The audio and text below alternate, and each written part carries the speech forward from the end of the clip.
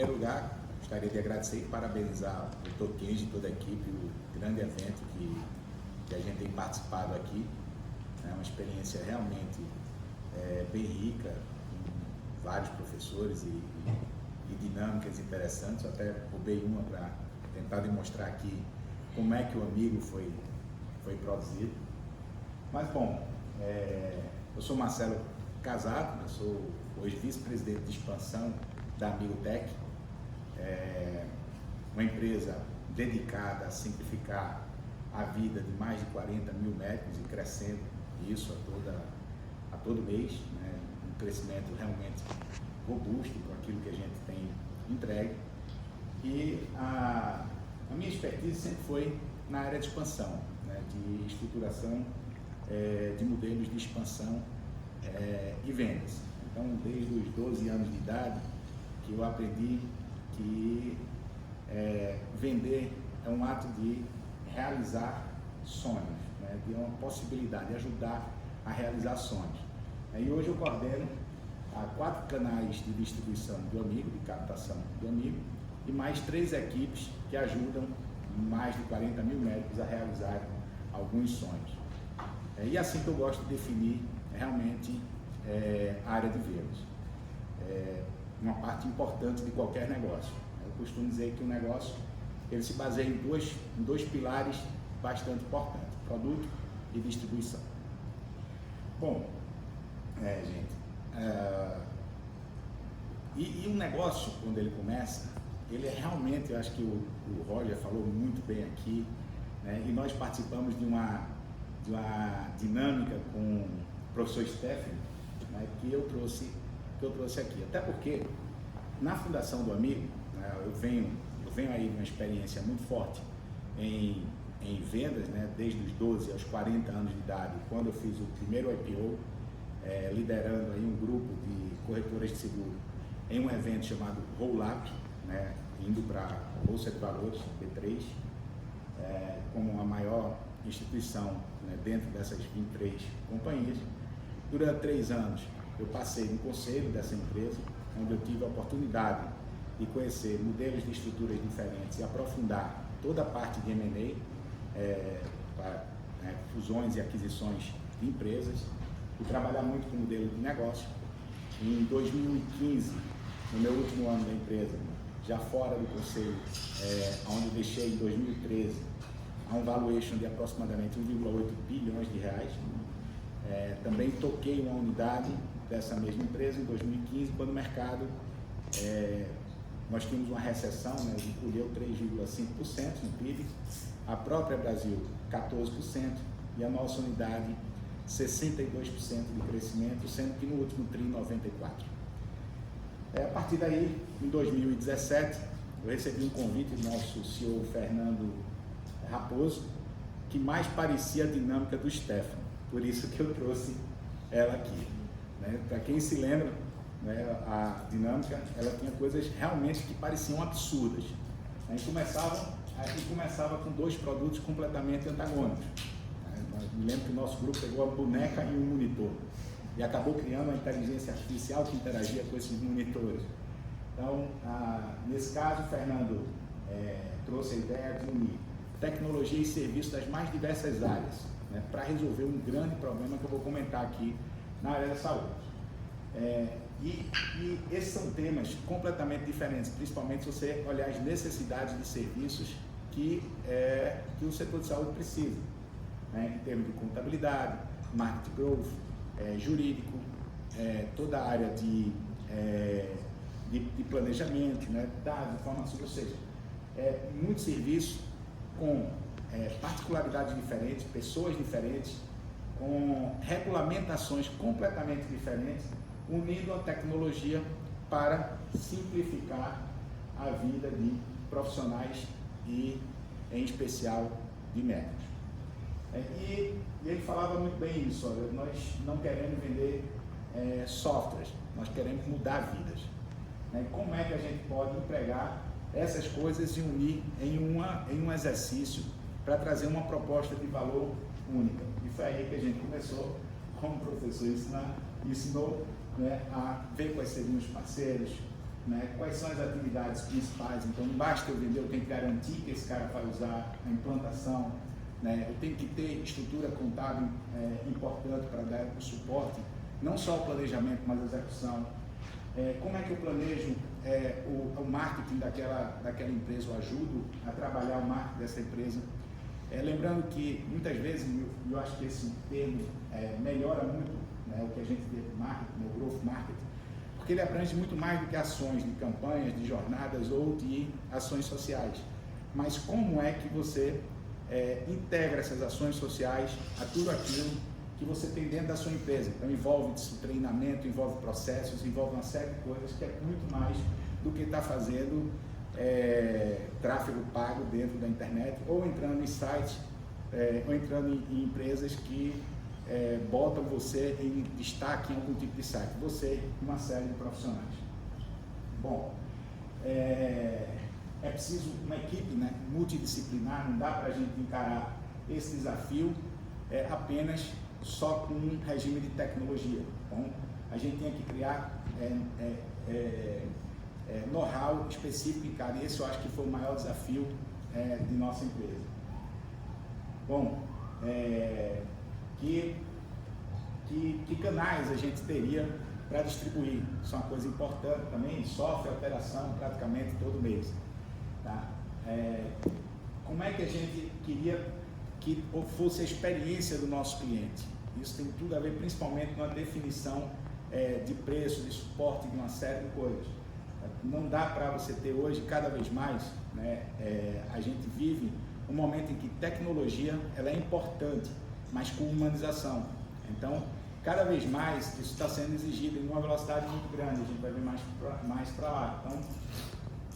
Então a gente formar um sistema de atendimento onde você pudesse disponibilizar não só atendimentos remotos, via chat, muitas vezes por robôs, mas como é que eu trago a parte humana para esse relacionamento. Então, isso também se tornaria um desafio interessante. Finalmente, como que a gente desenharia esses custos? Né? E qual é o nosso propósito de venda? Especificamente, o que a gente quer e como é que a gente quer ser medido pelo mercado que a gente fornece. E aí está aí, mais receita, mais tempo, a gente vai chegar nisso mais adiante, e principalmente mais segurança.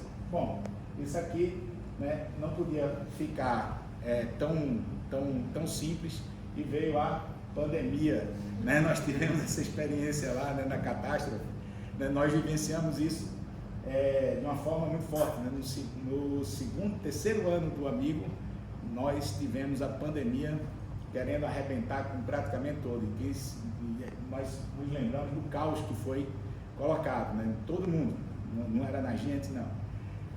Nos posicionamos muito forte, tá? Acreditamos que haveria uma remodelação das normas de telemedicina, criamos um fator de telemedicina em incríveis 4 dias, foi um comitê enorme de crise que a gente montou, criamos e lançamos a nossa telemedicina 4 dias a 5 dias depois da regulamentação sair. Esse fato foi muito importante porque nós participamos, por ter a telemedicina em um prontuário robusto, de concorrências de empresas internacionais como a Novartis.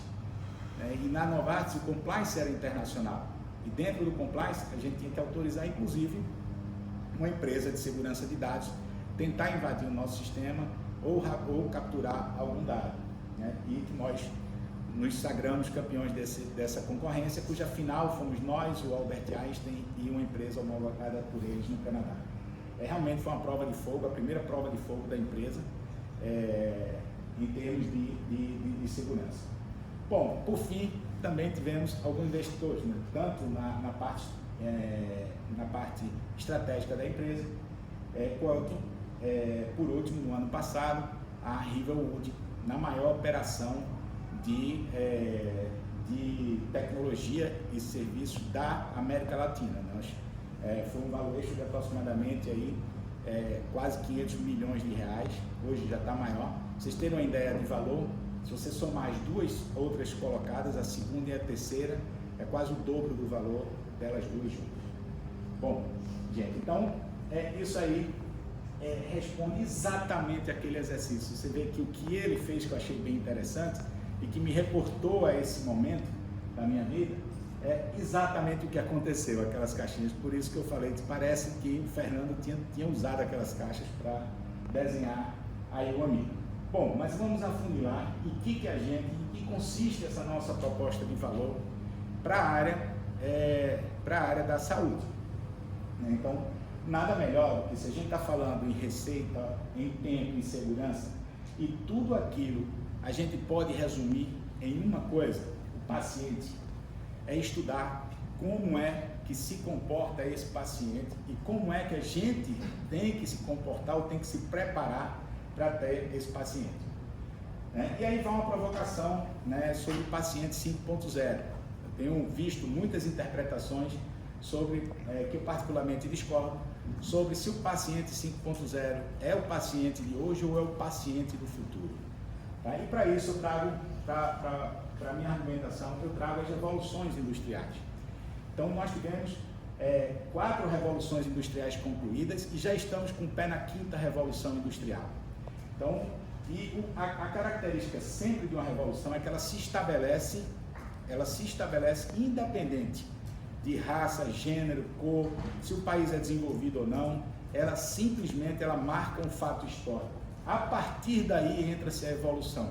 A evolução é o quanto aquela população, aí sim tem a ver com tudo isso que eu falei, ela assimila aquela revolução, e ela não volta mais atrás. Nenhuma delas foi dado um passo para trás. Então, o que eu quero falar com isso? É que a geração que promoveu a revolução seguinte foi sempre a geração atual, ou seja, a geração anterior àquela própria revolução. Portanto, para mim, o paciente 5.0 é um paciente que a gente está acostumado. Nós somos uma geração 5.0, tá? Exatamente, que estamos promovendo a revolução 5.0. Qual foi a característica da revolução 4.0? A dissipação, a democratização geral da informação. Eu me lembro que eu estudava na enciclopédia Bassi. Imagina para você atualizar uma enciclopédia antigamente, era 10, 15, 20 anos de diferença, principalmente estando no Brasil. Hoje você tem a informação mais rápida do que um piscar de olho, e está disponível essa informação. E é usada essa informação por todo mundo. Então, o que a Revolução 4.0 trouxe foi exatamente essa velocidade com que a informação circula. A próxima revolução, ela trará o emprego dessa informação como um fator de velocidade, como um fator de mudança muito forte. Portanto, nós devemos mudar mais nos próximos 30 anos do que nos últimos 300 anos. Isso nos dá uma velocidade de 10 para 1. Essa velocidade quer dizer o seguinte: aquilo que a gente imagina que estará vigente daqui a 10 anos, provavelmente iremos ver acontecer até o próximo ano. E isso nos traz um paradigma, uma quebra de paradigma muito forte. Nós não fomos preparados à mudança, nós somos resistentes a ela. E nós vamos ter que aprender isso o mais rápido possível, a não procrastinar nada. Não vamos perder um dia a cada dia. Esse é o lema da nossa empresa, tá certo? E isso é o que a gente acredita muito forte em termos de competição para essa nova era, tá? Não adianta a gente achar que estamos ganhando o jogo aqui e que esse jogo vai continuar sendo ganho. Não, isso aí vai mudar numa velocidade astronômica. E os nossos pacientes também, eles vão se utilizar disso cada vez mais. São pacientes altamente informados, eles sabem quais são os tratamentos, os medicamentos, eles sabem quais são as alternativas de médicos para ele, tá certo? Ele já fez essa escolha antes mesmo de chegar a vocês. Ele é um cara perspicaz, até por conta dessa informação. Ele tem autonomia para tomar a decisão se ele vai ou não. Quem contrata e demite o profissional da saúde, o médico, é o próprio paciente. É um exigente, óbvio. Toda vez que você conhece, que você tem experiência, por mais virtual que ela seja, você cresce a sua expectativa. Quando você cresce a sua expectativa, é óbvio que você vai exigir cada vez mais de todos que prestarem serviço, incluindo a área da saúde, né? Então, nós temos um paciente que ele migra de um ser que tem necessidade de atendimento para um consumidor cada vez mais impaciente. Então, esse é uma realidade que a gente não vai ter como mudar, porque é uma realidade já da revolução. E daí vai essa alta mobilidade, né? Isso é uma pesquisa que a gente teve acesso. Então, 20% dos pacientes trocam de médico em até 3 anos. Vejam que isso para muitos pode ser um problema, para outros uma grande oportunidade. Depende de como a gente se comporta. E aí, em cima dessa pesquisa, nós fazemos sempre uma renovação de uma pesquisa que consiste em uma pergunta só. Por que vocês mudariam de médico, ou de consultório, ou de clínica? Por que você mudaria de médico? E está aí a resposta. Isso é uma pergunta aberta com várias respostas, ele pode responder mais de uma. E está aí a resposta, daqui a pouco eu passo isso aqui. Mas duas curiosidades interessantes. O preço aparece em último local e o médico não aparece nela. Por quê, gente? A qualidade do médico ela é presumida, certo? Existem várias características, desde a sua alto grau de formação até as informações prévias que o paciente vai buscar, que já presume. Eu nunca ouvi a história de alguém que fosse para um médico que ele não confiasse. Então, ele já definiu aquele médico. Mas o que afasta o paciente não tem a ver em quase nenhum grau com o médico, porque ele sabe que ele tem outra opção de médico. Então, ela não aparece. Aparece atendimento humanizado, né? A questão de atendimento humanizado é muito confundida com atendimento pessoal. Muitas vezes você pode ter um atendimento pessoal completamente desumano, né? Alguns profissionais fazem isso e mais, é comum demais a gente dar muita tarefa às nossas secretárias, que é o principal vetor de relacionamento com o paciente, e pouca ferramenta. O que acontece com ela? Fica sobrecarregada. E o que você acontece com uma pessoa que está sobrecarregada? Deixa o telefone tocar, não atende direito, deixa o paciente esperando, né? Então, veja, não são treinadas. Então, você não tem scripts definidos, você não tem uma série de coisas, você não prepara elas para que elas possam ter condições de responder a objeções. Isso tudo é atendimento humanizado. Você quer ver uma coisa? O uso da telemedicina, que durante muito tempo, né, foi questionado até pela área médica. Mas veja o quanto uma telemedicina pode ser humanizada. Quando você pega um paciente que vai apenas fazer uma visita de rotina e ele tem dificuldade de locomoção, é um paciente idoso, é um paciente com uma doença grave, ou mesmo em grandes centros, você tirar uma pessoa do trabalho dela, né, e ir até o seu consultório para renovar uma receita ou para fazer algum tipo de consulta que você não precise fazer de forma clínica, né? E isso hoje já está pacificado, inclusive com possibilidade de cobrança de honorários normais, né? Muita gente também fala, não, mas o honorário tem que ser mais barato. Não tem que ser mais barato, não há nada que faça isso, e pelo contrário, você já é mais barato, você está economizando o tempo dele, você está economizando estacionamento, você está economizando combustível.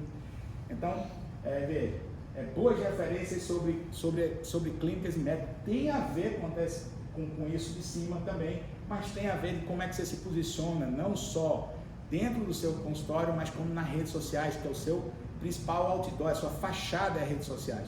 Quais são os erros que a gente vê de uma forma muito forte na área de saúde? Essas coisas não conversarem. Eu tenho um site maravilhoso e a clínica não reflete isso. O que é que eu causo no nosso paciente? Frustração. É ao contrário, eu tenho uma clínica maravilhosa e uma rede social ruim. O que é que eu causo no paciente? Uma barreira. Eu vou para o outro que tem a rede social melhor. Então, gente, prestar atenção nisso é muito importante. Falta de acompanhamento, tá? Isso é importantíssimo e tem a ver muito forte com a jornada do paciente, tá? Existe hoje um terceiro local de atendimento e ele é mais abrangente do que o seu consultório ou mesmo hospital, que é o tratamento daquela doença, daquela patologia. Então, ele vai passar mais tempo fora do seu consultório do que com você. E como que você acompanha isso? Relacionamento com o paciente, ou falta de acompanhamento com o paciente, é uma coisa que realmente afasta ele. E mais do que isso, tá? Ele faz com que ele desagregue do tratamento com mais facilidade. E o que acontece? Vem aquela resposta da culpa exclusiva do paciente. Mas olha, presta atenção que essa culpa exclusiva do paciente vai reverberar no teu nome. Então, acompanhar isso é uma coisa importante. Fazer relacionamento com o paciente é outra coisa importante. Eu acho engraçado quando a gente começa a mostrar, né? Vem a pergunta: vocês fazem aniversário antes do mês? Nós fazemos, o carteiro, o sapateiro faz, todos os restaurantes que ele passou na vida vai fazer, aonde ele comprou vai fazer. Então veja, que a gente espera fazer um relacionamento num ambiente onde vai entrar em spam, certo? Não estou dizendo para não fazer, mas isso não é relacionamento. Existem formas mais interessantes de você estar se relacionando com o seu paciente. Confronto, experiência na clínica. Dr. Nevan, se não me engano, falou nisso, certo? Naquela arvorezinha dele, ele colocou lá, né? Experiência na clínica promove melhores resultados, que traz mais valor de proposição, de proposta de valor para o cliente. Né? Facilidade de marcação, também comodidade. Hoje todo mundo quer. Se vocês querem comodidade, porque vocês acham que o paciente de vocês não vão querer. Desorganização da clínica. Aí tem um dado que é bem interessante, né? Uma forma de você olhar isso aí na desorganização é você ir para trás da sua secretária. Se encontrar muito post-it, muito livro, muito papel, pode apostar que você tem esse sintoma daqui. Se não encontrar, não quer dizer que não tenha, tá? Mas se encontrar, é fato raro não acontecer, né?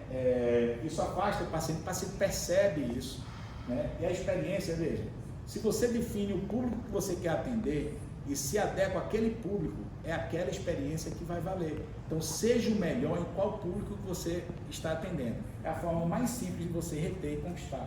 E tem alguns motivos para isso. Alguns motivos exatamente aqui, qual é a minha base ativa de pacientes e como é que eu faço essa base ativa ser crescente. Esse é o grande desafio. A maioria das clínicas estão exatamente aqui. Eles conseguem até crescer o número de prontuários, vamos chamar assim, o número de prontuários cadastrados, mas eles não conseguem descolar tanto na base ativa de atendimento. Então, algo em torno de 80% dos casos vai estar por aqui, né? Isso já mostra que ele vai ter o tempo todo que trazer mais gente para poder se livrar daquele problema dos 20% de mobilidade, que eu acredito que hoje a esteja até maior. Existe outro tipo que ele praticamente não cresce, mas ele trabalha bem a base interna. E tem um ideal, que é esse terceiro tipo, que é onde você trabalha a captação, mas essencialmente você tem ferramentas para acompanhar esses pacientes e fazer com que eles se agreguem mais ao tratamento e principalmente, né, comece a funcionar como um vetor de indicações da própria clínica. Então, fatores de escolha, engajamento e fidelização do paciente, eles são bem simples. Cuidado contínuo e conectado, né? Vocês não podem esquecer que esse paciente fora do seu consultório está sob seu tratamento. Então, que ferramentas a gente vai usar para acompanhar isso? Experiência integrada, uso de tecnologia avançada. A gente tem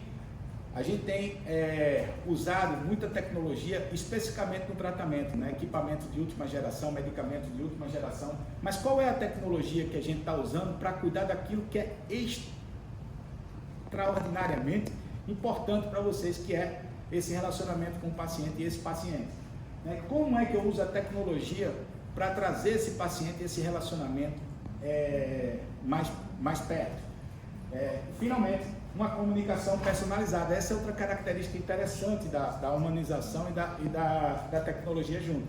Você consegue customizar e personalizar aquela ação, mesmo trabalhando com ela em escala. Bom, diante disso, aí vai uma reflexão: será que nós estamos preparados, nossa clínica está preparada para esse perfil de paciente ou de cliente? Essa é a grande questão, né? Se não está, vamos pensar em growth marketing, né? Vamos pensar em business growth, que é como é que eu faço essa coisa mudar dentro da minha instituição. Então, a primeira coisa, e um dos primeiros erros quando se coloca uma clínica, está aqui, proposta de valor. Acho que também o Neylan falou nisso. Está na proposta de valor. Gente, proposta de valor abrange muita coisa. Vale a pena gastar tempo com isso, né? Ele vai desde o detalhe com que você vai tratar ele, a que tipo de acompanhamento, que tipo de jornada você vai submeter, a qualidade do atendimento que você vai ter na ponta do relacionamento, ou seja, a sua secretária, uma das coisas mais negligenciadas por médicos. Então, assim, isso vai muito além do produto ou do serviço que você vai prestar na tua clínica, né? Se ele está alinhado com o público que você vai atingir, né? Você quer ver uma coisa, um erro drástico nessa parte inicial e que acaba se consolidando por tempos, é a escolha de onde vai ser o seu consultório. Muitas vezes, onde vai ser onde eu comprei uma clínica, uma sala, ou onde eu tive a oportunidade de ter uma sala, ou mesmo onde eu pude colocar uma sala.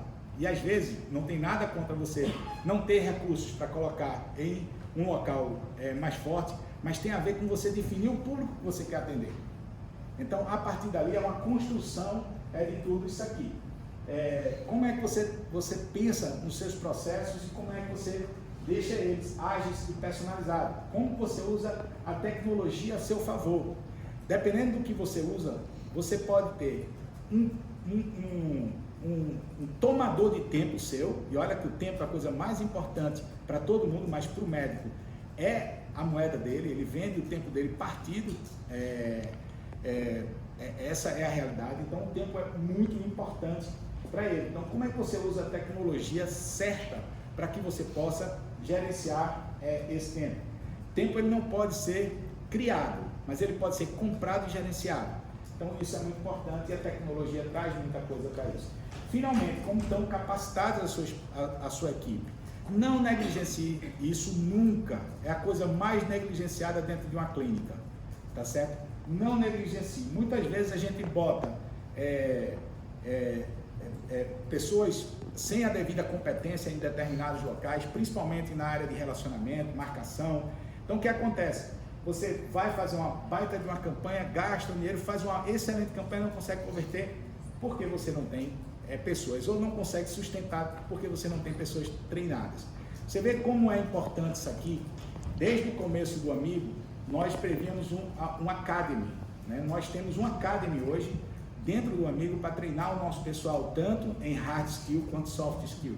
E hoje já estamos tendo clientes sendo treinados pelo nosso academy e cada vez mais a proposta de levar valor através do academy em treinamento, por exemplo, de secretárias, de uma série de coisas que a gente já tem desenvolvidos, ou diretamente ou com parceiros nossos.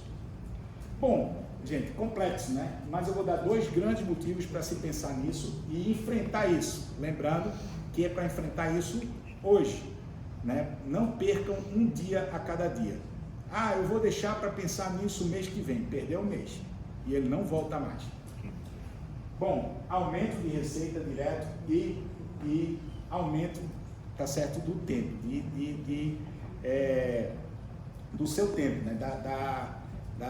Do que você tem disponível, ou seja, você tornar sua clínica mais efetiva.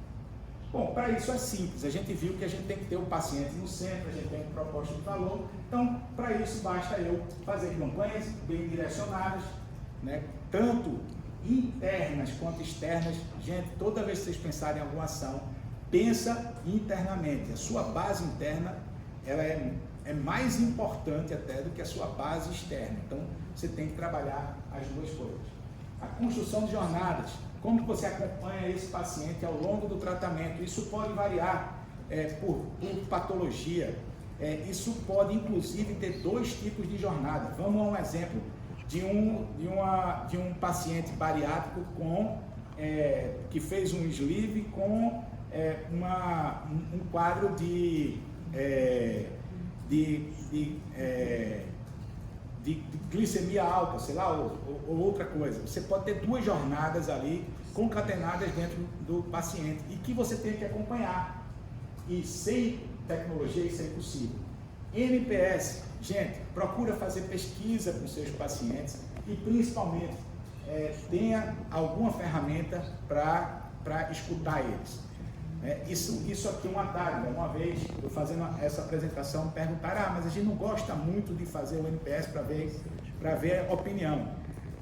Gente, a principal coisa que vocês podem fazer, isso aqui não é um NPS externo, é seu, você não precisa mostrar para ninguém, mas é importante que você saiba o que é que teu paciente está pensando do teu serviço e da experiência que você tem.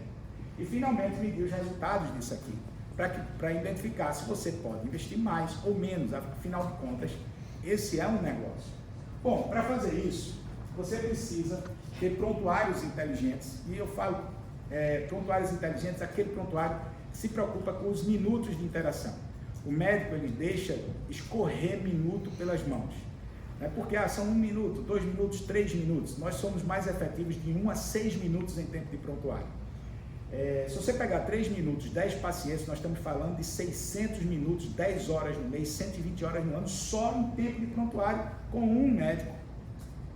Gente, é muito tempo. Nós temos casos de chegar a 260 horas ano de economia. Quanto que isso custa?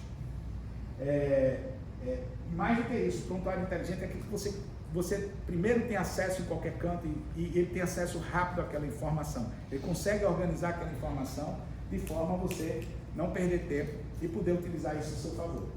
Telemedicina integrada, afinal de contas, você vai precisar utilizar cada vez mais isso aqui, não só para a área de atendimento, como eu falei, mas você imagina o quanto que a telemedicina pode ajudar vocês em pacientes de outros locais, que muitas vezes viajam para ser atendido com você.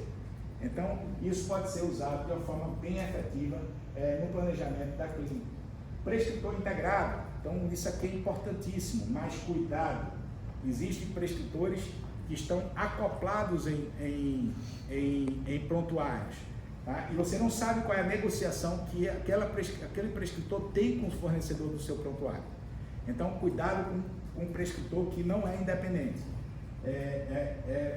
com o que ele vai fazer das informações que você tem, sem estar acordado diretamente com você.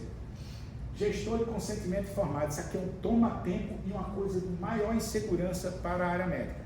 Muita gente até deixa de fazer por conta da burocracia e a principal causa de condenação em responsabilidade civil. Então isso aqui é muito importante, você ter um gestor de consentimento informado. E isso atrelado diretamente no seu prontuário.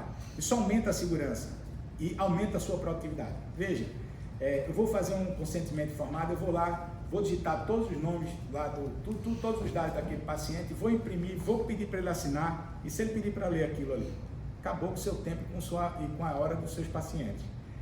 Fora isso, você saiu replicando dados em situações de segurança muito diferentes. Então você fragilizou completamente sua segurança em cima disso.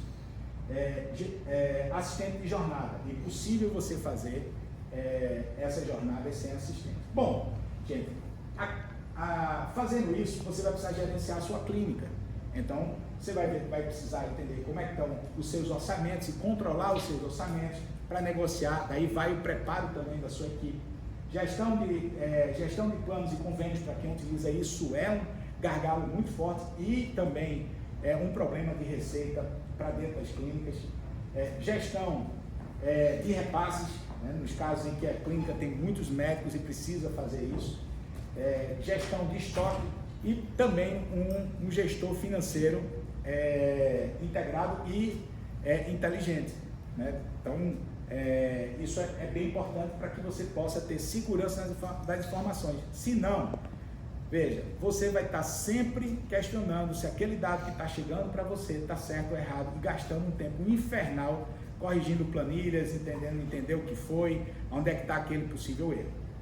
Bom, fora disso, você vai precisar de serviços. Você vai precisar de gente te apoiando em growth marketing. Você vai precisar de atendimento automático, a gestão dos seus atendimentos. Senão você cresce isso organicamente de uma forma perigosa e até mesmo para que você tenha uma economia de custo, soluções que não são tão ideais, como economizar no pessoal de atendimento. O ideal é que o pessoal seu de atendimento possa atender o máximo possível com a ajuda de tecnologia, porque você pode pagar melhor. Lembre-se que ele é o seu gestor de relacionamento com o paciente. Então, é muito importante essa pessoa e é bastante negligenciada também nas operações. Uma contabilidade boa e integrada, né? Não basta você ter o meu contador, ele é bom, né? Você sabe como é que você mede um contador bom? Né? É feito piloto de avião, é só você ver o cara que decolou e aterrissou, né? Igual. Né? O contador, você só sabe do problema quando esse problema já aconteceu. Então, você monitorar isso tudo, vamos lembrar que a contabilidade é uma obrigação de vocês, o contador é um prestador de serviço. Consultivo jurídico, tudo isso dá interação jurídica para todo canto, gente. E responsabilidade perante todo canto para cima de vocês. Então, ter um suporte jurídico é muito importante. E, finalmente, treinamento. Parece complexo isso aqui, né? Aí, como é que eu começo, Marcelo? Sistematiza tudo que puder ser automatizado. Tudo. Tira processamento burocrático de todo mundo que estiver dentro da sua clínica, que você puder tirar. Bom, outra questão importante, para isso você vai precisar, obviamente, de tecnologia que consiga fazer isso. Bom, mas se a gente está falando de tecnologia, e aí vai uma pausazinha, estamos acabando, muito importante, chama Cybersecurity, tá? Então, esse é um dado, há pouco tempo nós estávamos debatendo isso com o professor Roger, né?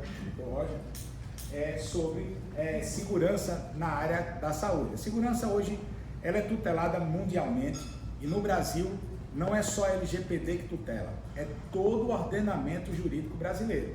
Ele começa na Constituição, lei complementar, lei suplementar, Código de Defesa do Consumidor, CRM, CFM, CRO, o que for, vai tutelar essa informação. Se vai tutelar essa informação, se tem tanta gente tutelando essa informação, gente, pelo amor de Deus, toma cuidado com isso. Tá aí alguns dados do Brasil. 43% do total de dados vazados no mundo estão lá. Essa aqui é interessante. 78% das organizações de saúde vivenciaram ataque cibernético. Bom, e como é que a gente se protege disso, ou pelo menos ameniza esses impactos? Né? É importante a gente entender as formas de armazenamento desse dado. Eu costumo dizer que os médicos contratam prontuário eletrônico pelo motivo pior possível, o prontuário. O seu prontuário faz isso, o seu prontuário faz aquilo, certo? É assim que se contrata um sistema para dentro da clínica. Gente, a primeira coisa que deve se pensar é em segurança de dados. O prontuário você pode escrever numa folha em branco dentro da área do prontuário, tá certo? Mas se vazar essa informação, por mais organizado que esteja, você vai ter um problema grande. Que vai desde ordem financeira a boicotes de acesso dos próprios pacientes, né? Ninguém quer, tem casos esdrúxulos de vazamento de informação, aonde o pessoal manda para o seu paciente as fotos dele. Então você imagina a imagem, como que esse médico vai ficar se houver uma perda de prontuário. Bom, gente, existem 3 tipos de prontuários, né? O físico, aonde você, eu estou livre dessa questão do cyber. Realmente está, da questão do cyber, mas esse, na minha opinião, é o mais frágil de todos. Vamos lembrar que vocês têm que guardar isso aqui por 20 anos, né? E a papel não aguenta 20 anos, não aguenta um cafezinho, não aguenta uma enchente como houve no Rio Grande do Sul. Então, esse é frágil. E para quem acha que ele é barato, não é barato. Ele ocupa espaço, o que é caro. Ele ocupa a sua secretária em ir, voltar. Tudo isso traz custo para dentro da sua operação, só que você não nota porque não é você que executa. Segundo tipo de prontuário eletrônico, aquele residente, aquele que está instalado na sua máquina. É muito simples você identificar esse cara daqui. Se o seu sistema não cai com a internet, você está aqui, nesse prontuário. Marcelo, isso não é bom para efeito de segurança? Não. Veja, dentro do seu prontuário, o que está protegendo a sua informação dos hackers? O firewall. O firewall é um antivírus. E vamos lembrar que na saúde a gente tem muito isso. O vírus chega sempre antes da vacina. Então, o firewall é a defesa, por melhor que ele seja, com inteligência artificial, que não é o que está dentro da clínica, porque isso custa muito caro, tá certo? É a barreira mais besta que existe de ser ultrapassada. Você quer ver outra coisa muito fácil? Aí nos melhores sistemas, que independe do sistema de se sequestrar, o seu usuário e senha. Por que os bancos utilizam o MFA, que é um sistema duplo de checagem? Por que a Google utiliza? Por que a Apple utiliza? Por que o Amigo utiliza? Certo? Porque sua senha e o seu usuário já estão na mão de algum hacker. Certo? Principalmente porque a gente tem um costume errado de dar nossa senha também para nossa secretária. Certo? Isso tem que existir as senhas diferentes para isso. Isso não é uma boa prática, porque você não sabe que tipo de cuidado, o que ela está respondendo, por exemplo, no e-mail dela. Instalou o malware, acabou. Todo mundo da clínica está contaminado. Então, gente, muito cuidado com esses prontuários. Meu conselho é, quem está aqui, saia disso, corra disso urgente. Ah, Marcelo, mas eu estou com um servidor, corra. Ele tem um alto custo e um baixo nível de segurança, né? Depois você vai para os prontuários na nuvem. Ele realmente tem uma vantagem muito grande com relação aos outros dois. Mas será que meu dado está seguro? Por eu estar na Amazon? Depende do protocolo de segurança que você utiliza. Depende de como é que você fecha a linguagem que você está produzindo.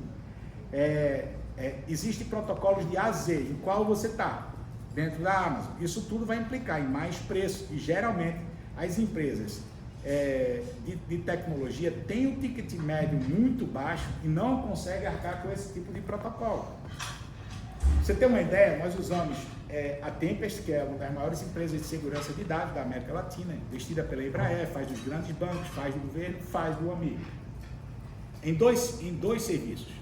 O Pentest, que é o teste de segurança da gente toda hora, e o serviço de contra-hacker, onde ele está na Deep Web, vendo o que é que está acontecendo lá. Ele é o hacker do hacker, certo?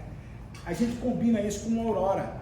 O Aurora, ele simula servidores no meio do mundo como se fosse aquelas bolas de fogo de defesa de míssil termoguiado, né? Você está ali, o avião solta aquilo ali. A mesma coisa um amigo faz, solta aquilo ali no mundo.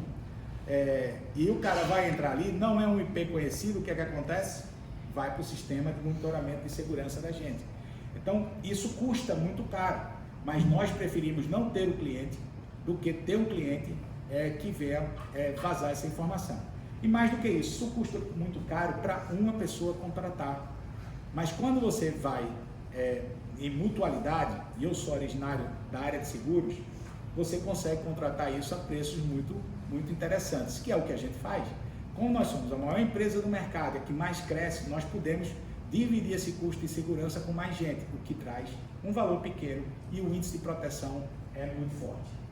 Bom, gente, eu espero realmente ter contribuído. Antes de parar aqui, falar um pouco da metodologia da gente, né? A gente tem feito muito forte um diagnóstico da empresa, onde a gente olha a segurança de dados, olha a contabilidade, olha a parte de marketing e vendas, olha a parte pessoal, tá certo? E isso promove várias ações dentro da empresa. De novo, nós temos o compromisso de simplificar a vida, então nós não estamos aqui para vender absolutamente software, mas para mudar a vida. Se a gente não conseguir fazer isso, não tem interesse para o amigo, né? E uma das formas da gente medir isso é acelerando os resultados, refletindo isso em melhor receita, mais produtividade, mais segurança. E falar isso é muito fácil, tudo que eu estou comentando aqui com vocês, mas garantir isso em contrato, absolutamente ninguém faz, exceção feita ao amigo. Então, dentro da assinatura do contrato, a única coisa que você faz é garantir que eu vai ver isso acontecer, porque o contrato só tem validade na homologação, que é o último estágio. Até lá não tem absolutamente nada. O amigo começou com duas operações muito fortes, contabilidade médica e tecnologia. Hoje são três ambientes muito fortes, né? O amigo clínico linkado a toda a jornada da clínica, o AMO, onde ele controla onde dá acesso ao médico, aos seus pacientes e ao mercado, e o portal Business, onde o mercado pode se conectar com o médico desde que o médico autorize. Então, é ele que faz essa relação, nós não nos envolvemos com isso. Cuidamos do médico em toda a sua jornada, nós temos produtos, né, mais de 20 produtos e serviços, que vão desde a utilização do médico recém-formado até a sua aposentadoria. Acreditamos fortemente que o médico é o centro, nós tomamos um lado nessa história, o médico. Então o médico é o centro da órbita da saúde, é nele que passa tudo, e é nisso que nós acreditamos, e por isso que nós utilizamos um super app dentro, capaz de gerar acessibilidade e diversas possibilidades para a área médica. Pra vocês terem uma ideia, ele tem 92% de engajamento no nosso app. Todo médico que acorda, ele vai ver o WhatsApp e vai ver o nosso app. Bom, dentro da clínica, nós realmente passamos por toda a área de gestão, vou passar porque não é o caso, transformando a experiência do paciente através de gestores de jornada. Isso aqui é muito forte, estamos remodelando para ficar mais forte ainda, toda essa base de jornada, para que vocês possam ter mais acesso. E com os olhos no futuro, mais ação no presente, que o Amigo tem feito uma diferença muito forte, a princípio, no mercado brasileiro, mas já com olhos em outros mercados. Bom, gente, em pouco espaço de tempo, 2017 para 2024, nós construímos uma empresa que hoje se relaciona com mais de 40 mil profissionais, tem valuation no mercado já aí de mais de R$500 bilhão, e nunca pensamos nisso, até porque nós achamos que valor, que maior penetração no mercado, isso é uma consequência. Nós procuramos concentrar os nossos esforços naquilo que nós fazemos, então tentando fazer o máximo de excelência possível. Temos problemas? Temos, mas nós atuamos nos problemas de forma muito rápida e efetiva. Então, assim, muito obrigado aí pela disposição para qualquer pergunta.